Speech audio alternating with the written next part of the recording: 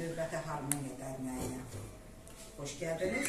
Biz dünənləri sizinlə nitqimizin inkişafında hecanın, vurğunun, intonasiyanın necə önəmli rol oynadığını öyrəndik və bunların nitqimizdə tətbiqinin mütləq olduğunu öyrəndik. Deməli, nitqimizin inkişafında onun təsirli olmasına hansı qaydalara əməl etmək təmin edir? Biz nəyə əməl etməliyik? Birinci, intonasiya, sonra heca, hansına? Ahəngin, sözün ahənginə, vurğuya əməl etməliyik. Əgər deməli biz nitqimizdə intonasiya, vurğuya, hecaya, məntiqi qaydalara əməl etsək, nitqimiz necə olur? Səlis, aydın olur. Vurğu nədir? Vurğunun neçə növü var? Üç növü var. Hansıdır? Heca vurğu. Sakit. İkinci? Heca, məntiqi. Sakit olur. Üçüncü? Heca, məntiqi. Həyəcanlı vurğu, emosional vurğu. Emosional vurğuya ait bir dənə məsələ, misal çək. Durma, oturduğun yerdən. Qarabağ Azərbaycandır. Qarabağ Azərbaycandır.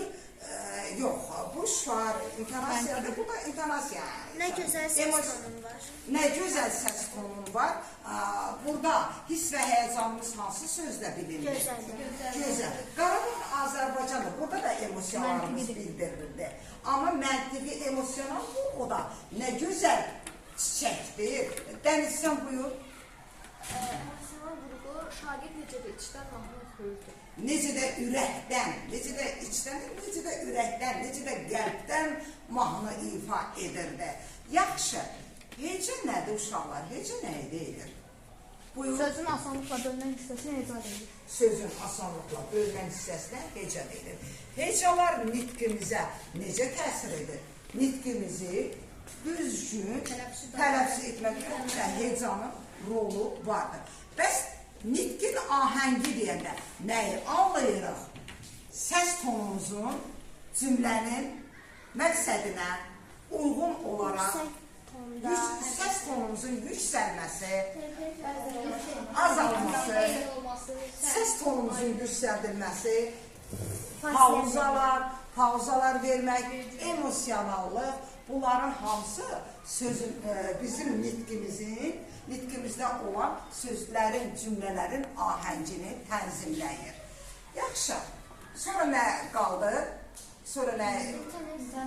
İntonasiya. İntonasiyada cümlənin məqsədinə uyğun olaraq cümlənin sonunu bizdə cümlənin sonunun mənasına, məqsədinə görə dəyişməsidir. İntonasiyaya görə bizim neçə cümləmiz var? Cümlə növümüz var. Buyur Əli. 4 cümlə növü var. Birinci, nida dur. Əsma ikinci, Sual. sual cümləsi, sözü, fikri, dolğundur. Nərgiz. Nəqli cümlə. Dördüncü, əmr cümləsi. Əmr cümləsinə ait bir dənə sözdür, cümlədir. Dərsini oxu. Dərsini oxu. Sonuna hansı işarə, intonasiyaya görə nə işarə qoyacaqsan, nöqtə bir, nida mı, vergül mü, dərsi oxu, nöqtə qoyacaqsan, dərsi oxu. Demək, əmr cümləsinin sonuna nə qoyulur? Nöqtə qoyulur. Bəs deyirəm ki, dərsi oxumalısan, sonuna nə qoyulur? Yenə də nöqtə. Bəs necə biz olur, aydın eləyək ki, dərsi oxumalısan, nəqli cümlədir, dərsi oxu, yaxşı oxu, oxutma, şəkilçisinə görə. Deməli, dərsi oxuda, oxumalısan da, demək, vacib, feilin vacib şəkillərinin şəkilçisi olduğuna görə biz artıq bilirik ki, bu nəqli cümlədir. Əmr formasının şəkilçisi